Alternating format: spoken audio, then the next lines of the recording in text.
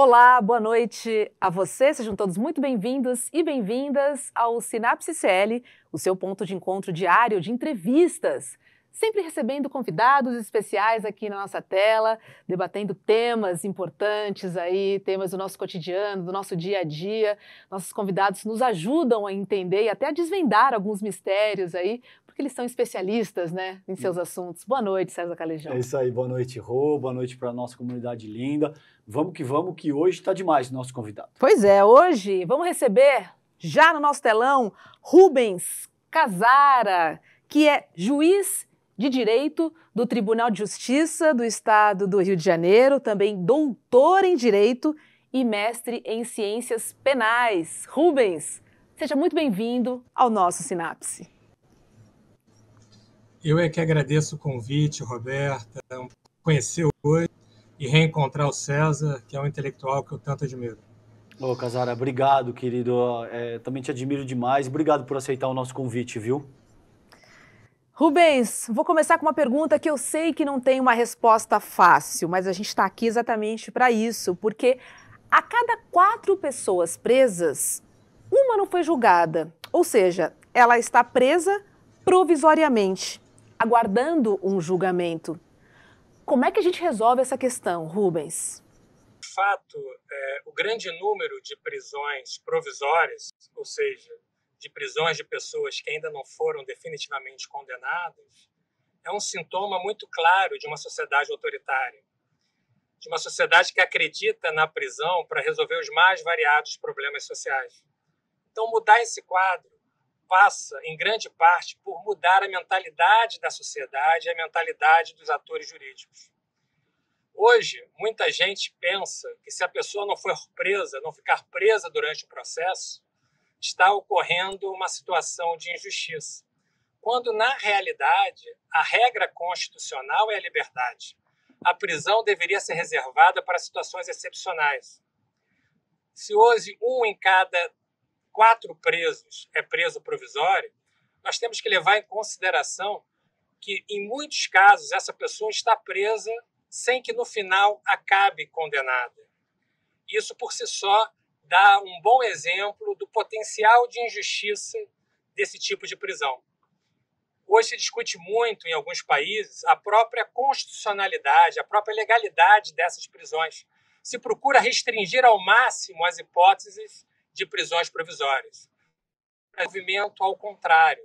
Cada vez mais juízes, promotores e a própria sociedade acredita e aposta que as pessoas devem ficar presas aguardando o julgamento. Perfeito. Casara, e aí considerando então quais seriam os principais desafios, né, enfrentados pelo sistema de justiça do Brasil hoje, surgem, por exemplo, teorias como teoria crítica da raça, surgem propostas que pretendem endereçar o próprio ordenamento jurídico, no caso eu me refiro ao brasileiro, mas existem movimentos análogos em diferentes partes do mundo, como uma formação histórica e cultural que de fato não enxerga a justiça como uma construção que trataria todos os indivíduos da mesma forma, né? No que diz respeito ao cenário brasileiro, o que você enxerga como os principais desafios e o que você entende que poderia ser feito para que a gente avance nesse sentido de criar um ordenamento jurídico que fosse minimamente mais igualitário, no sentido de tratar todos os cidadãos da mesma forma? A tua pergunta é muito boa, porque permite afirmar que um dos grandes problemas relacionados ao sistema de justiça é justamente a tradição autoritária em que nós estamos lançados. Um grande número de presos provisórios é um sintoma típico de sociedades autoritárias, que acreditam em respostas de força para os mais variados problemas sociais. A prisão hoje é vista como a resposta preferencial sempre que alguém é acusado de algum delito. Então, enquanto em diversos países do mundo há uma tendência de restringir o número e as hipóteses de prisão provisória, no Brasil o movimento tem sido em sentido contrário. Muita gente acredita que se a pessoa não ficar presa durante todo o processo, não se estará fazendo justiça. Então, o primeiro desafio para mudar esse estado de coisas é mudar a mentalidade das pessoas, de modo geral, do cidadão, mas também dos atores jurídicos, que são formatados, são forjados para apostar em respostas de força em detrimento de soluções que não impliquem na restrição da liberdade. A liberdade no Brasil ela é muito desvalorizada. E, curiosamente, são os liberais que, de modo geral, mais defendem restrições à liberdade. Perfeito. Casara, e em termos práticos, o que você vê como possíveis medidas que possam ser adotadas? Eu sei que é um problema hiper complexo, que remete ao nosso desenvolvimento de uma maneira bastante extensa, né? Uma questão secular. Mas, enquanto operador do direito, enquanto uma pessoa que participa muito ativamente desse processo, o que você avalia que podem ser medidas práticas que podem ser adotadas no sentido de endereçar esses desafios dessa tradição autoritária a qual você se refere? Do ponto de vista das leis, é preciso que o legislador acabe ou diminua com os chamados espaços de arbítrio. O que é isso? São aqueles espaços, aquelas lacunas que o legislador deixa na lei, que permitem que o subjetivismo do juiz acabe por ampliar o poder penal. Então, são conceitos abertos, indeterminados. Por exemplo, o conceito de ordem pública, que é um dos conceitos que permite a ampliação das hipóteses de prisão, que permite as prisões no curso do processo. O que é ordem pública? Indivíduos autoritários tendem a ampliar esse conceito de maneira que tudo seja prisão para garantir a ordem pública. Nós temos também que pensar nessa criação da cultura democrática. Isso se faz a partir da educação. Eu não estou falando das faculdades de direito, que tem que mudar muita coisa. Eu estou falando daquela educação desde a mais tenra infância. Ou seja, é importante que as pessoas tenham consciência do que são os direitos e garantias fundamentais, que os direitos e garantias fundamentais têm por finalidade evitar o arbítrio e a opressão, que a prisão deve ser reservada para situações excepcionais, nós não podemos vulgarizar a prisão, e que a legalidade deve ser resgatada, o valor da legalidade deve ser resgatado. Se instaurou no Brasil, César, uma espécie de vale-tudo, no qual, sempre que alguém leva algum tipo de vantagem, automaticamente acredita que está autorizado a afastar os limites legais. Isso é muito grave, você percebe isso já em crianças. Você percebe isso no futebol, né? Quer dizer, desde que o seu time seja o vencedor, pouco importa que as regras sejam respeitadas. Então, mudar essa mentalidade é fundamental, porque muitos juízes, muitos promotores atuam com a perspectiva de agradar a esse espectador autoritário. Os meios de comunicação de massa produzem um mal, nesse sentido, gigantesco. Percebam, todo juiz que foi transformado em herói da pátria foi um juiz autoritário. Em grande medida, assim, pelo menos os que eu me lembro recentemente, todos tinham uma perspectiva autoritária de afastar a lei para fazer prevalecer aquilo que ele entendia como justo ou fazer prevalecer aquilo que ele entendia como um mal para se promover. O que você está falando agora tem alguma relação com o populismo penal, Casara? Sim. O populismo penal, como todo populismo, é uma manipulação de sentimentos com um objetivo que a gente poderia chamar em sentido amplo de político. O populismo penal manipula o sentimento do medo, que é um dos sentimentos que tem regido a política atual. Então, a primeira resposta para qualquer problema, tem um fato grave na sociedade. A primeira resposta que vai ser apresentada a partir dessa perspectiva populista é aumento de pena ou restrição de direitos fundamentais. Você vai ter aqueles populistas defendendo penas de morte, você vai ter aqueles populistas defendendo aumento das penas, você vai ter populistas defendendo restrição de direitos daqueles que são acusados. E o curioso é que essa resposta populista, por mais que se mostre ineficaz concretamente em todas as partes do mundo, é aquela que vai ser apresentada num próximo momento em maior dose. É mais ou menos como oferecer um remédio que não cura, porque o princípio ativo não funciona, e você continua oferecendo o mesmo remédio em novas doses cada vez maiores e que vão continuar não curando. Como eu costumo dizer, problemas sérios não encontram respostas fáceis. E a resposta mais fácil que tem num quadro em que o medo é manipulado é a resposta penal, é a ampliação do poder penal. Mais pena, mais prisões desnecessárias, menos direitos, menos garantias fundamentais.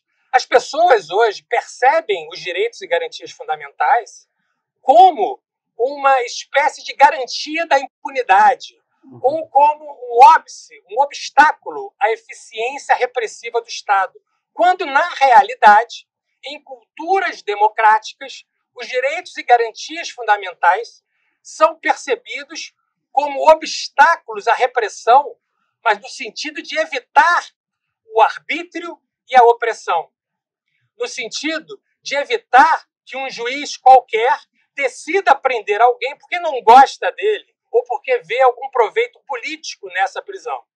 Uhum.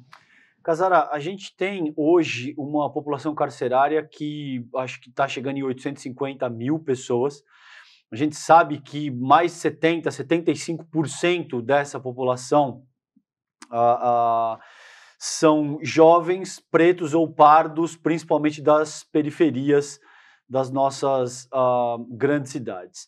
Com frequência, aventa-se a possibilidade de privatizar os presídios e, de alguma forma, entregar a manutenção do nosso sistema carcerário para a iniciativa privada.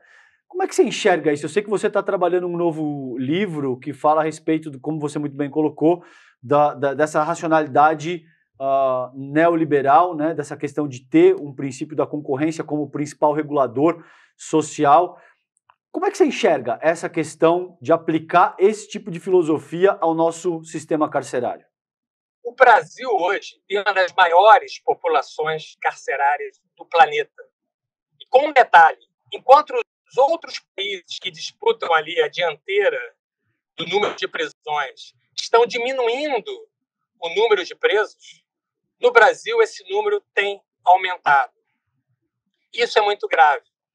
O Brasil hoje só perde para a China, por razões óbvias, que é um universo de pessoas muito maior do que o universo brasileiro, e para os Estados Unidos, um país que nós estamos querendo ter como modelo na questão das privatizações, ou das parcerias público-privadas, pouco importa. A questão é que, nesses modelos, o que há são cálculos de interesse visando exclusivamente o lucro, o maior lucro. Com isso, eu não tenho a menor dúvida de que vai aumentar o encarceramento de pessoas que não precisavam estar presas. Por quê? Porque o maior número de presos significa mais dinheiro para esses empresários. Então, as pessoas, mais uma vez, vão ser transformadas em objetos, vão ser reduzidas a objetos, vão ser instrumentalizadas para gerar lucro para esses empresários interessados na privatização do sistema carcerário. Acho que vai ser um baita equívoco. Lamento muito que isso esteja sendo discutido em um governo no qual nós estamos apostando que tem como compromisso histórico romper com essa racionalidade neoliberal, com esses cálculos de interesse para decisões e, mais do que isso, resgatar a dimensão civilizatória. Isso passa, volto a insistir, pelo respeito aos direitos e garantias fundamentais, que são a dimensão material, da democracia. Em um sistema no qual as pessoas são tratadas como números para gerar lucro, que é esse sistema das parcerias público-privadas ou da privatização dos presídios, esse objetivo de valorizar a vida e a natureza humana, ele se perde por completo. E me fala uma coisa, você está no Rio de Janeiro, né? A gente teve o caso dos 3 médicos assassinados ali na Barra da Tijuca, zona oeste do Rio de Janeiro, e o tema segurança pública veio à tona com muita força. Inclusive na coletiva, né, com o governador Cláudio Castro, dizendo o seguinte: olha, a polícia está desmotivada, porque os policiais prendem e os juízes soltam. Queria te ouvir sobre isso, se o ponto é exatamente esse levantado pelo governador do Rio de Janeiro. Essa é uma frase muitas vezes repetida, mas completamente equivocada. Não é verdade que a polícia prende e os juízes soltam. Ou seja, os juízes até soltam, mas soltam muito menos, provavelmente, do que deveriam soltar se fosse para respeitar a normatividade constitucional. De maneira geral, os juízes, e eu pesquisei isso, foi objeto do meu doutorado, já tem mais de 10 anos, os juízes, de maneira geral, acreditam que são órgãos de segurança pública. Então, eles são muito mais parceiros da polícia do que um órgão imparcial, distante daqueles interesses que estão sendo resolvidos na justiça penal. Por que eu estou dizendo isso? Porque esse discurso é um discurso daqueles fáceis e, mais uma vez, um discurso amplamente associado ao populismo penal. O número de prisões no Brasil que são mantidas, ele é muito maior, proporcionalmente, do que em outros países nos quais se percebe uma cultura democrática mais sedimentada. Desculpa, Roberto, eu esqueci o início da tua pergunta.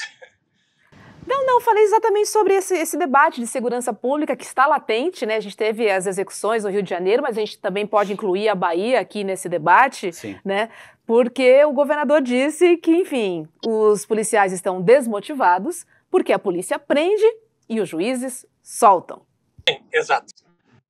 Primeiro, é falsa essa perspectiva de que o juiz solta quando não é para soltar. Uma questão que tem que estar muito na mente de todo mundo é o seguinte: se eu quero prender alguém por violar a lei, eu, Estado, não posso também violar a lei nesse processo. É o básico do compromisso democrático. Uma segunda questão que eu queria chamar a atenção é de que existem duas concepções antagônicas sobre segurança pública. A primeira concepção, de viés democrático, vê a segurança pública como a segurança de direitos. Ou seja, sempre que eu falo em segurança, estou falando da necessidade de assegurar direitos. Direito à vida, direito à integridade física, direito ao patrimônio e por aí vai. Essa é uma perspectiva democrática. Eu vou investir em segurança pública, eu estou investindo na concretização desse direito. Agora, nós temos uma perspectiva neoliberal radicalmente autoritária, que vê a mercadoria, que vê a segurança como uma mercadoria, como um fim em si mesmo. Isso gera uma indústria da segurança. No Rio de Janeiro, muito claro, nós vemos a criação da indústria a partir da manipulação do medo e a partir desse quadro em que as pessoas cheias de razão estão preocupadas de sair na rua, nós temos a expansão política da questão da segurança e nós temos a adoção de medidas populistas que não produzem efeitos concretos na redução da segurança. Nós temos, por exemplo, a aquisição de armamento incompatível com a segurança pública pautada na inteligência. Nós temos a aposta em operações espetaculares que dão voto, mas que, no final das contas, têm um resultado ridículo de apreensão de armas, de drogas. Você vê 300, 400 homens numa comunidade, acaba a aula, as crianças dessa comunidade não podem ir para a escola, as pessoas não podem estudar, e no final do dia você tem a apreensão de 3 armas velhas. A gente cansa de ver essas notícias. Por quê? Porque a segurança pública virou uma mercadoria que vai ser vendida por particulares, muitas vezes por empresários das chamadas milícias, desses grupos paramilitares que vendem segurança. e, muitas vezes, uma mercadoria espetacular, que vai ser utilizada por governadores para ganhar eleitores forjados dentro dessa tradição autoritária. Então, é muita coisa para mudar, Roberta. O caminho é muito longo, mas eu acho que o primeiro passo é esse, é identificar uma diferença entre duas concepções radicalmente opostas. Se você investe na segurança como mercadoria, nós temos as milícias e nós temos a espetacularização sem eficiência. Se nós investirmos na segurança como segurança de direitos, nós temos a perspectiva de ampliação dos direitos fundamentais, nós temos a perspectiva de assegurar os direitos de cada pessoa. E para isso é preciso muito mais do que o uso da violência, o uso da inteligência e a opção política correta. O problema da segurança pública no Rio de Janeiro, na Bahia, em vários países, é, antes de tudo, um problema político. Nós temos feito opções equivocadas. Nós temos feito opções imediatistas, opções que talvez garantam uma reeleição, mas que não resolvem esse grave problema da violação dos direitos de tanta gente no território brasileiro. É uma tristeza e uma preocupação, né, César? Porque, enfim, a gente entende que é um problema profundo e que ele não vai ser resolvido em 4 anos, né? Mas o político precisa resolver a situação em menos de 4 anos para ele se reeleger. Claro. E aí? A gente conversou algumas vezes aqui com diversos entrevistados, essa dificuldade, pelo menos eu vejo que a esquerda principalmente tem de tratar com temas correlatos à segurança pública, porque em alguma medida você precisa sim usar a força de forma legítima, você precisa de medidas que são restritivas, e a esquerda não gosta de ter que lidar com esse tema. A meu ver, o que isso faz é deixar o caminho aberto para que a direita se aproprie desse tema e reduza o debate, como se não houvesse uma complexidade a ser considerada e como se basicamente você pudesse resolver a questão com base meramente no uso da força, que é um pouco o que o Cassara estava colocando aqui para a gente. É fundamental, a meu ver pelo menos, que a esquerda seja capaz de trazer esse tema à baila e, como eu já te disse em outras ocasiões, seja capaz de demonstrar que existe toda uma construção histórica e cultural, isso que a gente está trabalhando aqui, que existe toda uma questão que relaciona banditismo com carestia, com pobreza, por exemplo, e que a gente seja capaz de transcender essa dimensão que te diz, o bandido é bandido porque ele é vagabundo e ele tem que morrer na bala. Que é dessa forma que a direita se apropria do tema. Agora, tem uma questão que eu venho notando, gente, que eu quero dividir com vocês e quero ouvir o Cassara.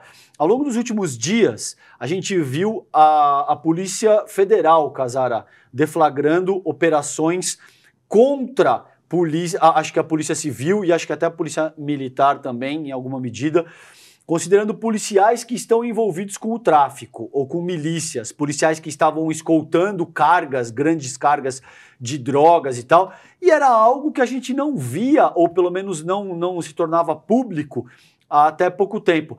Você acha que existe um esforço especial sob essa nova gestão da Polícia Federal, no sentido de alguma forma, endereçar essa promiscuidade que existe entre policiais civis, policiais militares e grupos e facções criminosas? Inclusive Forças Armadas, né? Como o caso das metralhadoras, por exemplo. Como é que você enxerga essa questão? Me parece, César, que nós estamos vivendo um momento de tentativa de resgate das instituições democráticas. E a Polícia Federal é um exemplo muito evidente. É óbvio que isso é um processo, que isso demora, mas algumas ações da Polícia Federal têm sido direcionadas nesse sentido. Em alguns estados, é facilmente perceptível essa promiscuidade a que você se referiu. Por evidente, a grande maioria dos agentes de segurança pública são pessoas honestas e comprometidas em exercer suas funções em respeito ao quadro normativo democrático. Porém, se percebeu que essas violações à legalidade, que essa promiscuidade gera lucro para muita gente. Então, em vários momentos, em vários estados, essa promiscuidade ela se faz presente e precisa ser combatida. E, mais uma vez, é preciso inteligência para identificar, primeiro, separar o joio do trigo, os policiais sérios, os agentes de segurança sérios, daqueles comprometidos com a violação da legalidade.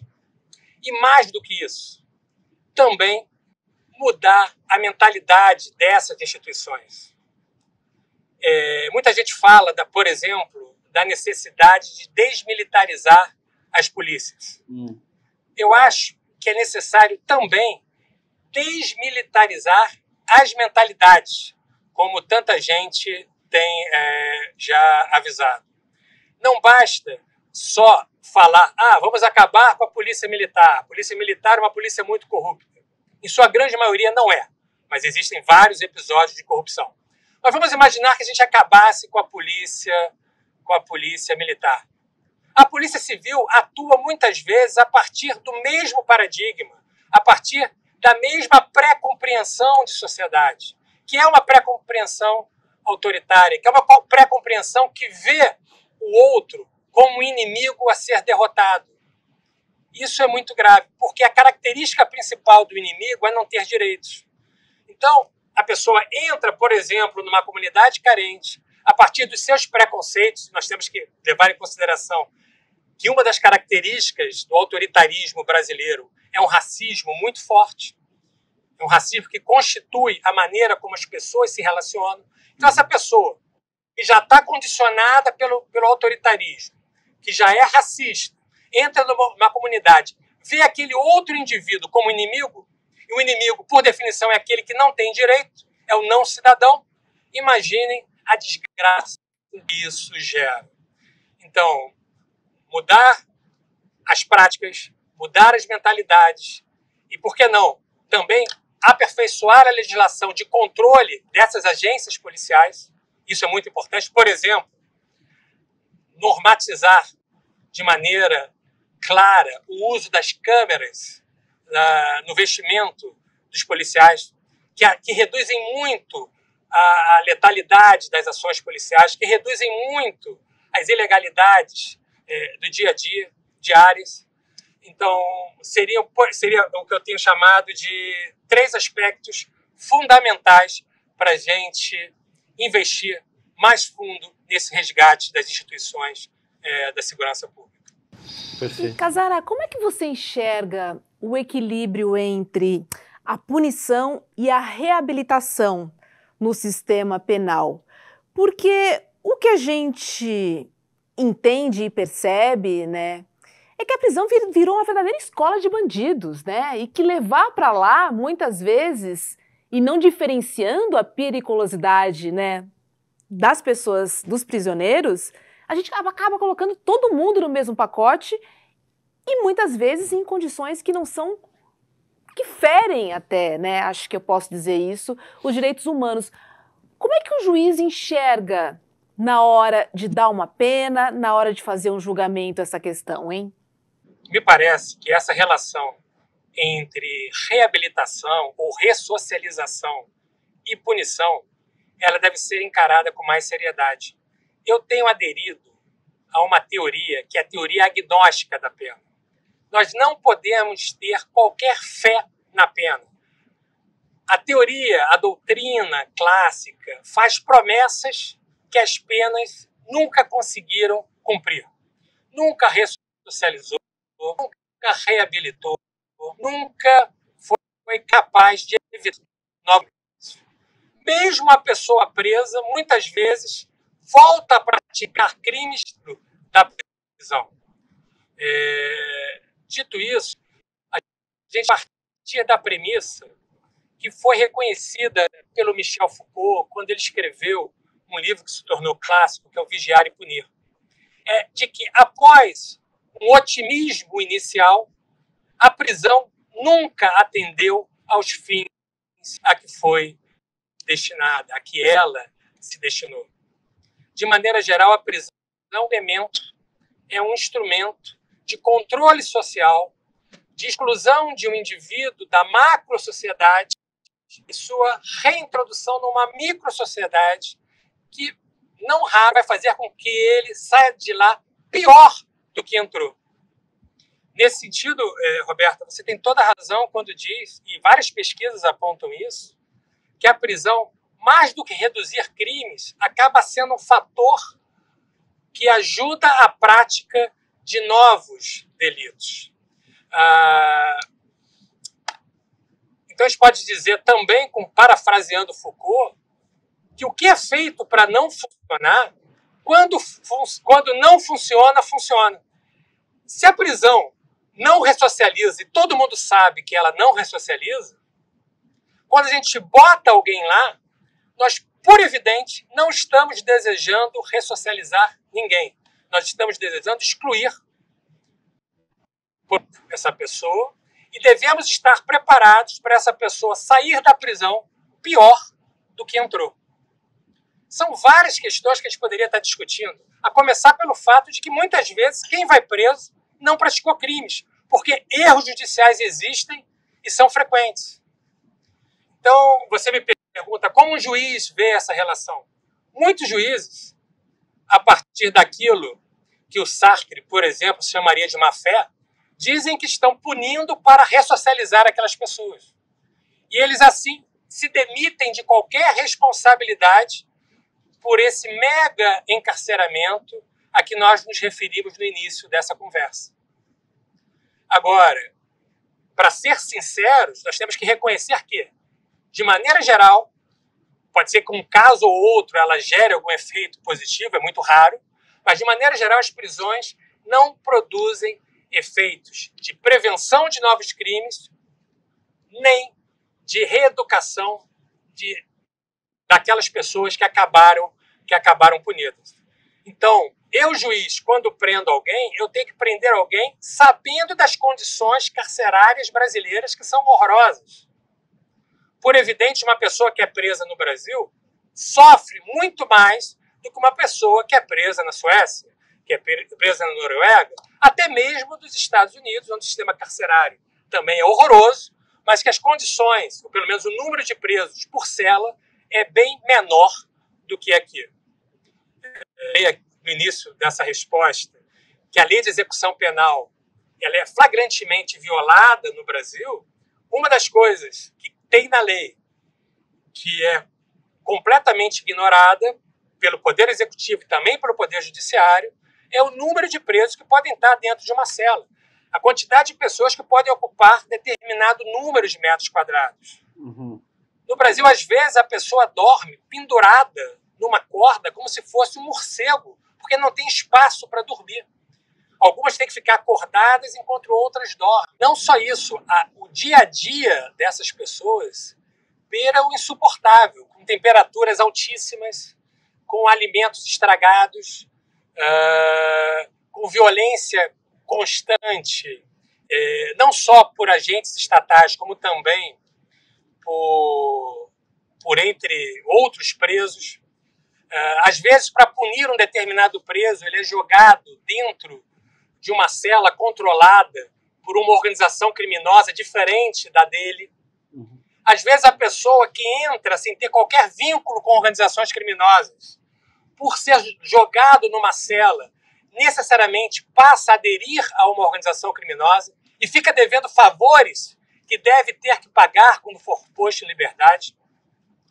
A violência, o quadro de violência é constante, a ponto do Supremo Tribunal Federal ter declarado em um julgamento recente que a situação carcerária brasileira é um estado inconstitucional.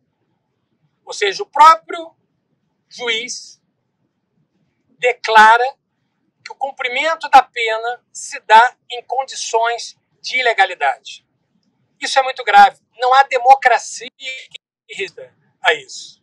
Se nós quisermos saber o grau de respeito à Constituição de uma determinada sociedade, e não sou eu que digo, vários autores já disseram isso antes, basta olhar para a maneira como os acusados, como os presos são tratados pelo Estado. A situação é realmente desumana. Pessoas morrem por calor. As rebeliões estão íntimas, e a criação, tanto as rebeliões quanto a criação de grupos criminosos como o Comando Vermelho, o Terceiro Comando, PCC, sempre se deram a partir de um quadro de profunda violação estatal. O Estado viola a lei primeiro. E isso é inadmissível numa democracia. Ótimo ponto. No teu livro, no Bolsonaro, o mito e o sintoma, o Cassara dá conta de falar a respeito do empobrecimento da subjetividade, que nesse caso ele utiliza essa categoria para falar como o bolsonarismo empobreceu a subjetividade do brasileiro. Por que eu acho isso muito bom, Hobbes? A meu ver, o empobrecimento da subjetividade dos brasileiros está correlacionado com todo esse processo de delinquência que segue. É óbvio que existem níveis de empobrecimento dessa subjetividade, mas a partir de um ponto, a pessoa ela já está tão brutalizada, ela já está tão atordoada por esse processo ao qual o Cassara se refere, que é essa sociedade autoritária que tem como premissa elementar principalmente o racismo, que ele não conhece outra forma de agir. Isso não significa, a meu ver, reduzir no sentido de dizer que o cara é vítima da sociedade, que é isso que a direita fala, então vocês estão dizendo que o cara é vítima da sociedade. Não, é um processo um pouco mais complicado do que isso. Mas significa não reduzir a integralidade de uma questão que é extremamente densa a simplesmente uma perspectiva biologizante que diz que esses e esses já nasceram bandidos e, portanto, precisam ser punidos muitas vezes... Excluídos, né? Ou excluídos, excluídos da sociedade. Mortos, muitas vezes. Exatamente. Nesse sentido, Cassara, o que você vê como medida? Porque além de juiz, você é um escritor, você é um intelectual, você é um pensador da nossa sociedade. O que você vê como medida prática a ser adotada para evitar esse empobrecimento da subjetividade, essa categoria que você traz no teu livro? E o que pode ser adotado, por exemplo, dentro e fora dos presídios, tá? Eu gostaria da tua reflexão. E o que pode ser adotado, portanto, dentro dos próprios presídios, como, sei lá, a literatura no sentido de promover remissão de pena, ou trabalho que pode ser trocado por dia de prisão? Eu sei que isso tem que ser trabalhado com muita parcimônia e cuidado, porque também pode gerar um mecanismo perverso em algum sentido, mas... Qual que é a tua reflexão nesse sentido? O que a gente pode estabelecer dentro do nosso sistema carcerário que seja capaz de impedir que as pessoas se degradem a esse ponto e que toda a estrutura, portanto, vire uma fábrica de produzir facções criminosas? Isso é bem interessante, César, porque é uma fábrica de produção de novos crimes e é também, o que é muito triste, é um verdadeiro plano habitacional para a miséria, como já denunciava Luiz Vacan e Nilo Batista aqui no Brasil. Então, a lei penal, o sistema de justiça, o sistema agrário, ele é um instrumental de controle daquela parcela da sociedade que é vista como indesejável. Indesejável porque não tem dinheiro, pobre. Indesejável porque se coloca, de alguma maneira, uma ameaça aos detentores do poder econômico ou do poder político. E aí, dentro dessa figura do indesejável, entra lideranças políticas de oposição, entra lideranças de movimentos sociais, lideranças sindicais, estudantes, professores, funcionários públicos, todo mundo que pode ser percebido, em algum sentido, como uma ameaça aos detentores do poder político e do poder econômico, começa a ser etiquetado de indesejável. Há um autor africano muito interessante, Mabembe, que ele fala num devir negro, ou seja, cada vez mais pessoas tratadas como os negros historicamente foram tratados ao longo da história. Historicamente foram tratados. A gente pode falar num devir indesejável. Cada vez mais pessoas vão ser tratadas como os indesejáveis atualmente estão sendo tratados. Se você não for um super rico, você é um indesejável em potencial.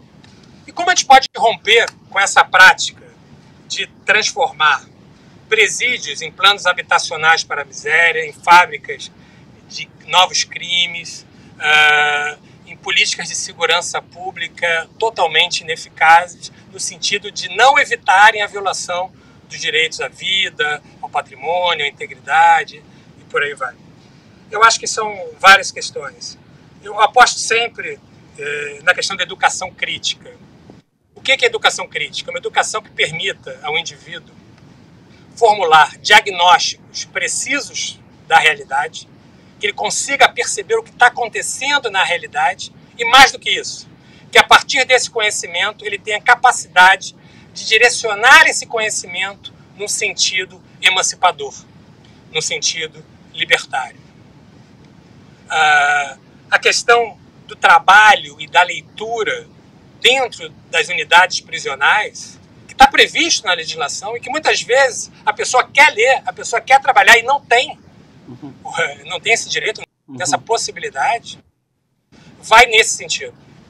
Vai nesse sentido de apostar numa educação crítica. É fundamental também que a gente consiga finalmente elaborar o nosso passado. Porque entender as prisões hoje, entender as políticas de segurança hoje, passa por entender, por exemplo, dois fenômenos históricos que normalmente são muito mal trabalhados, muito mal pensados e que não costumam ser objeto de uma reflexão mais fina, mais sofisticada. O primeiro deles, que eu já mencionei aqui, é a escravidão.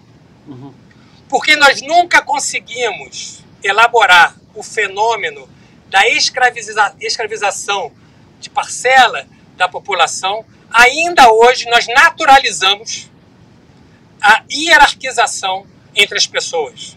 Nós acreditamos que existem pessoas que merecem um tratamento adequado, outras pessoas merecem um tratamento adequado. Existem pessoas matáveis e outras pessoas não. Existe, por exemplo, no Brasil, o elevador de serviço, onde algumas pessoas são... o elevador social, onde algumas pessoas são proibidas de entrar.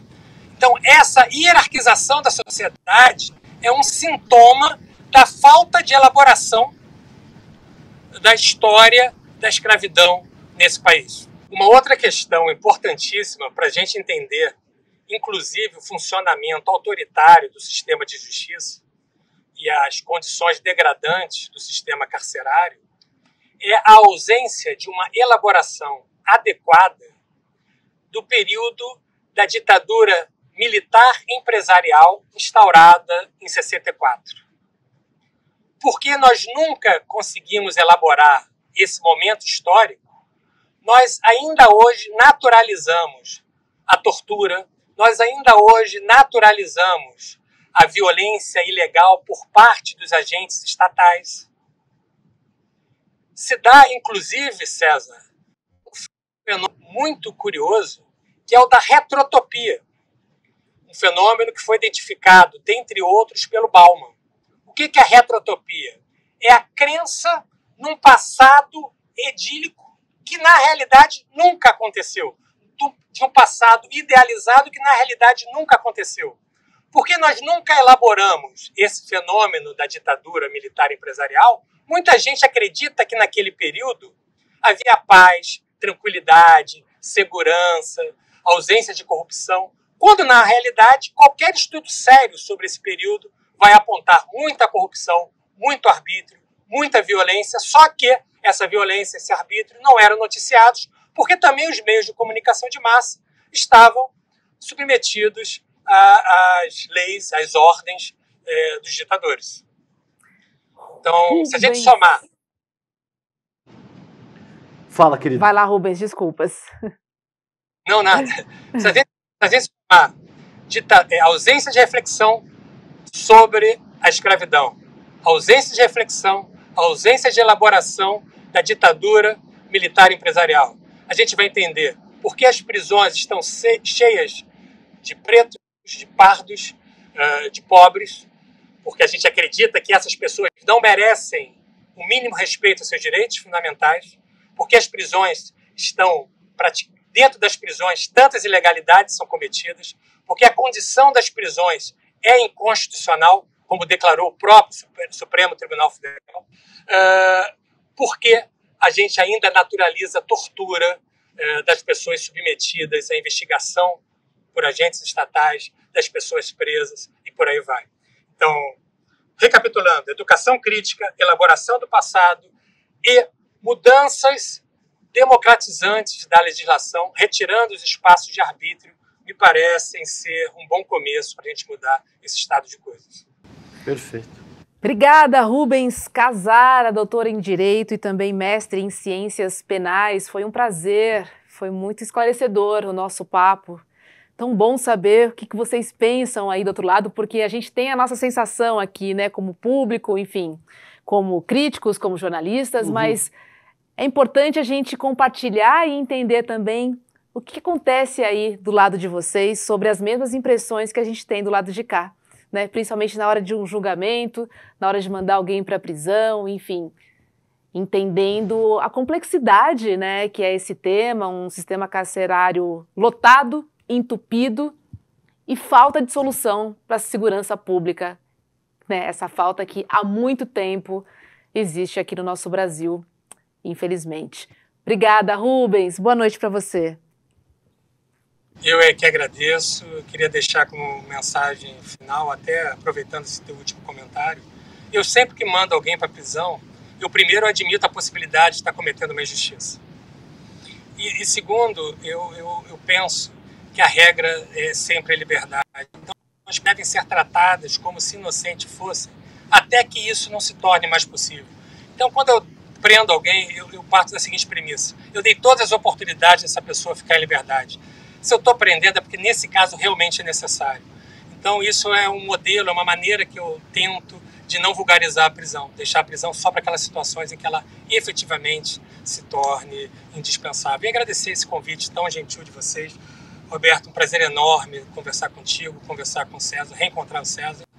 E sempre que convidado estarei presente. Um abraço forte para vocês. Obrigado, querido. Boa Rubens noite. Casara, obrigado. Brilhante a tua participação. Um abraço grande. Boa noite.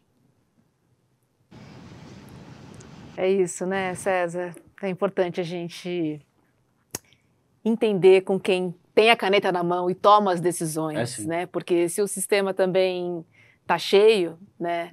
E se em 4, 1 não foi julgado, né? Então temos um sistema também judiciário emperrado, né? De certo sentido, que poderia, enfim, ser endereçado de uma outra forma, né? Se quem tem a caneta pensasse um pouco, né, dessa medida de socialização, de reabilitação, enfim, outras maneiras também, né, diferentemente de simplesmente excluir, né, da seria sociedade. Importante que todos os juízes tivessem esse nível mais do humanista, Rubens, exato, né? Fossem humanistas, tivessem esse nível de cultura, tivessem essa perspectiva acerca do próprio desenvolvimento humano. Você vê que na tua última fala, ele faz muita questão de salientar a seriedade com que ele trata essa questão, porque ele entende, né, o que está em jogo ali. Ele entende que, de muitas maneiras, é uma decisão drástica e que você precisa dar o benefício da dúvida para aquela pessoa até a última instância. Agora, em alguns casos, de fato, você precisa tomar uma medida um pouco mais rígida. Um debate muito bom hoje. Muito, muito bom. Acho que eu aprendi demais também. E o Casara é um craque, eu respeito muito ele. Me marcou muito quando ele disse que quando a gente prende, a gente sabe que a gente está tirando de circulação. E que essa pessoa lá, dificilmente, né, vai ter uma vida diferente. Isso aí. Né, do mesmo motivo que fez. Ela está lá, infelizmente. Vamos lembrar da programação do ICL, que começa às 7 horas da manhã, com Leandro Demore e o seu Desperta, das 7 às 8. E logo depois, coladinho no Desperta, tem ICL Notícias, primeiríssima edição. Das 8 às 10h30 da manhã e à noite, às 7h30 da noite. Estaremos de volta. Estamos aqui no Sinapse ICL. Um beijo na alma e no coração. Beijo. Fiquem bem. Tchau, Até tchau. amanhã.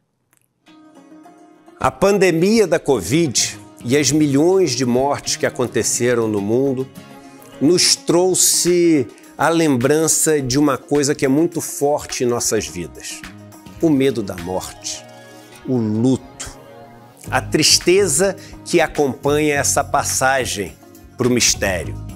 O Instituto Conhecimento Liberta preparou um curso com religiosos, com cientistas, para conversar sobre esse tabu, para trazer consolo, conforto e também conhecimento sobre esse tema que é presente na vida de todo mundo. A série Do Luto à Luta conta com nomes como Ana Paula Arantes, Frei Davi, Padre Júlio Lancelotti, Leonardo Boff. Uma série que traz calor, aconchego para o coração das pessoas e ajuda a gente a lidar com esse que é um dos nossos maiores medos. O curso está 100% disponível na plataforma do Instituto Conhecimento Liberta, o ICL, e você está convidado ou convidada a fazer parte dessa plataforma. Olá, eu sou a Dani Vidotti, sou professora de Yoga e Meditação e aqui no meu curso Bem-Estar Profissional você vai aprender diversas maneiras de cuidar de você dentro do ambiente de trabalho. A gente vai falar sobre autoconhecimento, vai aprender maneiras de gerenciar melhor o estresse, a ansiedade, evitar os esgotamentos, evitar chegar num burnout. E se você já teve um burnout, esse curso também é para você, porque você vai aprender maneiras de não retornar àqueles antigos padrões. Aqui nesse curso você vai aprender a trazer equilíbrio físico, mental e emocional. Tudo isso vai colaborar para o seu melhor desempenho dentro do ambiente de trabalho, trazendo motivação, mais energia, mais foco e até clareza mental. Faremos também diversos exercícios práticos e eu espero você. O curso já está disponível aqui na plataforma do Instituto Conhecimento Liberta. Vamos?